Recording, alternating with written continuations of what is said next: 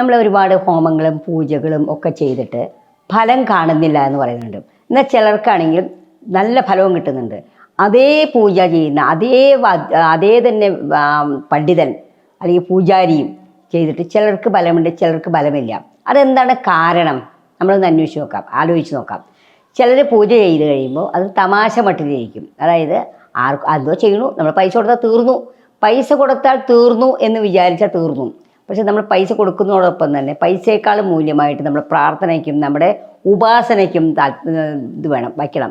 അപ്പോൾ നമ്മളിപ്പോൾ ഒരാൾക്ക് ഒരു പൂജ ചെയ്യിക്കാൻ പോയാൽ നമ്മൾ ആ സന്ദർഭത്തിൽ അവിടെ ഇരിക്കുകയും അല്ലെങ്കിൽ അവിടെ നിൽക്കുകയും അല്ലെങ്കിൽ ആ ക്ഷേത്രത്തിലാണെങ്കിൽ ക്ഷേത്രത്തിൽ നിന്ന് പ്രാർത്ഥിക്കുകയും ചെയ്താൽ മാത്രമേ നമുക്ക് ഫലം കിട്ടുള്ളൂ. ഇപ്പോൾ അമ്പലത്തിലേക്ക് അല്ലെങ്കിൽ ക്ഷേത്രത്തിലേക്ക് 40 ദിവസത്തെ ഭാഗ്യസൂക്തം കൊടുത്തു എന്ന് വിചാരിക്കുക.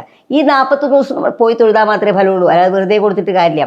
ഒരു ക്ഷേത്രത്തിൽ പൂജ ചെയ്യിക്കുകയാണെങ്കിലും ഒരു പൂജാരിയെ കൊണ്ട് ഹോമങ്ങൾ ചെയ്യിക്കുകയാണെങ്കിലും നമ്മളവിടെ സാന്നിധ്യം വേണം, നമ്മളവിടെ ഉണ്ടെങ്കിൽ മാത്രമേ അതിന് ഫലം കിട്ടുകയുള്ളൂ.